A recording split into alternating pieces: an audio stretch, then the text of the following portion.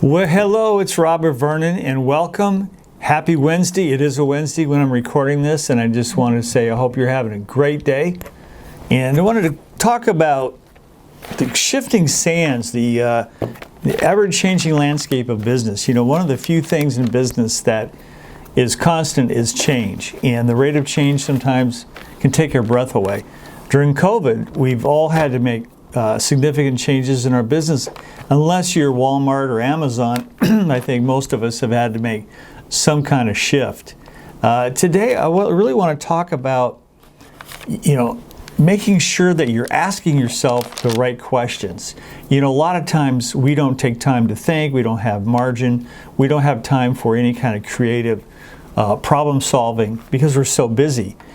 It's so important now more than ever to have margin, to give yourself that time you need to think, to ask yourself important questions. And that's really the topic today of my talk, and that is to make sure that you're asking yourself the right question, and that you're not stating your problems as a fact, but using the power of questions to really get to the core issues in your business. For example, perhaps your sales are down. Most of us, our sales are down. And you make the statement, I'm really upset, my sales are down, I don't know what to do. You can reframe that. You can use a question. You can say, what is the core reason my business isn't growing or my sales aren't twice what I expect them to be or whatever. But you frame that instead of a statement, you frame it as a question. What's the core reason my business isn't growing right now? Or the core reasons. So the better your questions, the better your answers are going to be. So you start out with really focusing on the questions. And I like to make sure I have time several times a week where I just sit, think. I'll write a question on a piece of paper and I'll just start brainstorming, trying to come up with answers to that question. And then the next day I review my answers. And usually within those answers, will be the key answer, really the reason that I'm having that question in the beginning. So I put down, I've got some notes here, so excuse me. But here's some examples of some great questions. Is there a demand right now for my products and services? If we're out trying to market our products and services to a market that there's no demand, that's a very tough battle. Likewise, if we're trying to create a market for a new product, that's a very long and expensive process. So you have to make sure that there's a demand for your products and services, that you don't have too much competition, and that you can differentiate yourself quite easily. So here's the next question. I might dovetail into that one. If there's not a demand right now, when might that demand return?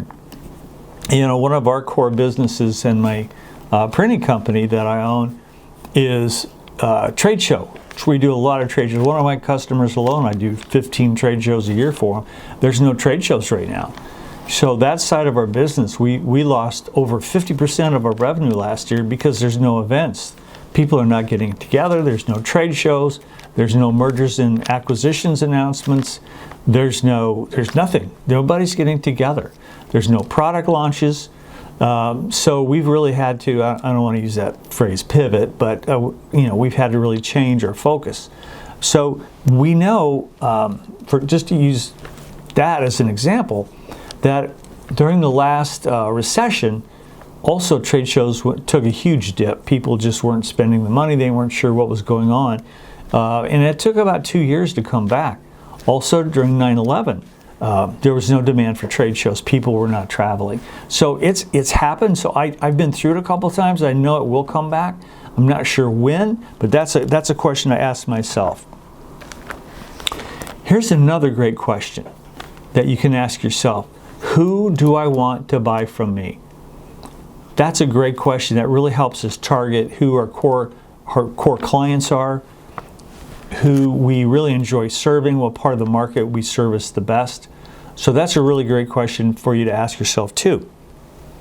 Here's another one. What must happen to cause them to buy from me? Isn't that a great question? What must happen?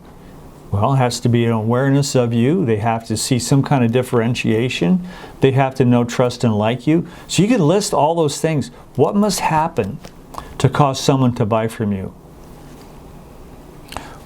What needs to happen to keep them coming back? That's another great question. You know, one-off sales, great, but you know what's even better? Repeat business. That's right. You know, what's the lifetime value of that client? A lot of times it'll surprise you. It's a big number. You know, you may sell something for $1,000 or $2,000 or $3,000, but if they're buying that every month over a course of 5 years, that really adds up. So that the lifetime value of that client is worth a lot. I also want to talk about managing the down cycles. You know, we all tend to manage our up cycles. So when things are booming, you know, things are good, we're expanding. You know, we think we buy our own stuff and we buy our own shtick, as it were. But managing for the downtimes, you know, really keeps you. So you got a good cash position. You're ready for the problems to come up. But when you're managing for the upside, for the up cycles, you can get blindsided by the down cycles. I remember one time, years ago, we had a 14-day power outage. At the time I was living in New Jersey. And 14 days we were without power. 14 days our clients did not go in the office. They were not working remotely like they are now. So there was just no business. That was really tough. 14 days, had no idea it was coming. It was due to a hurricane, and we lost a significant amount of revenue. So again, if you're managing for the down cycles, you can anticipate some of these things. So that's a good thing to do, is to really manage lean. You know, make sure you slash all unnecessary expenses.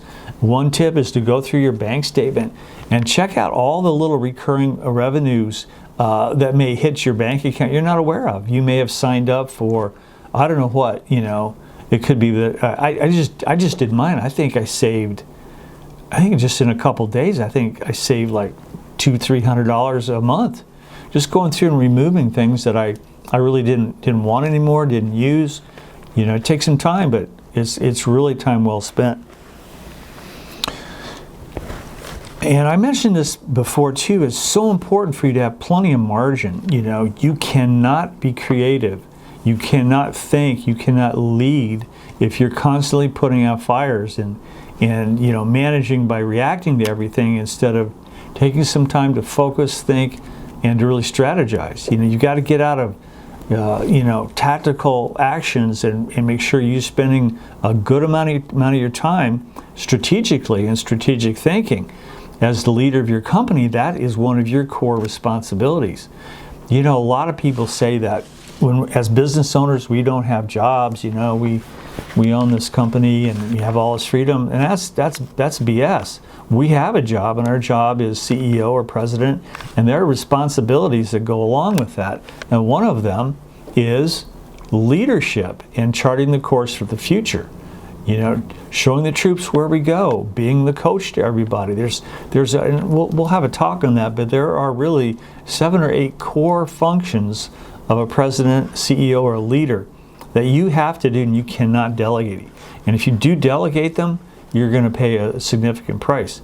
Perhaps you know of an owner that, you know, they thought they had it all together. They stopped coming into the office, and after a period of time, their business tanked. You know, you can't do that. You have to show up. You have to be engaged. You have to know what your responsibilities are as a CEO and president of the company, and not delegate those. There's a lot you can delegate. You can leverage your staff, but there's some you cannot.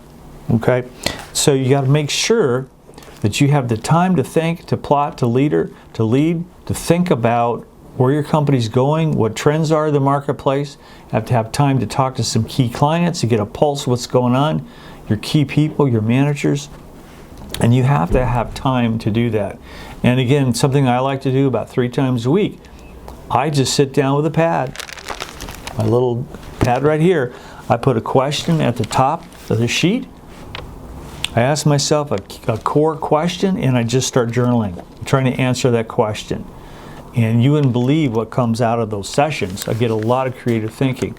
And I like to go at about 30 to 45 minutes, uninterrupted. You may not be able to do it in your office. You may have to go somewhere, but that's an incredible exercise. I got that from Keith Cunningham, so it's not something I came up with, but read one of his books, and brilliant. Again, stating your problems as questions and then thinking about them, you're gonna go far to really lead your company with strategic thinking. Okay. Well, that's what I had today. I really wanted to talk to you really about the importance of questions and coming up with the good questions, the importance of margin, that your job as a CEO and president is really to lead and to make sure that you do have that margin so you can be thinking strategically and creatively so you can lead your company, to be thinking about those trends and to think about what are your alternatives in this down cycle, and to manage your company for the down cycles. If you do that, when the up cycles hit, you're going to be in great shape.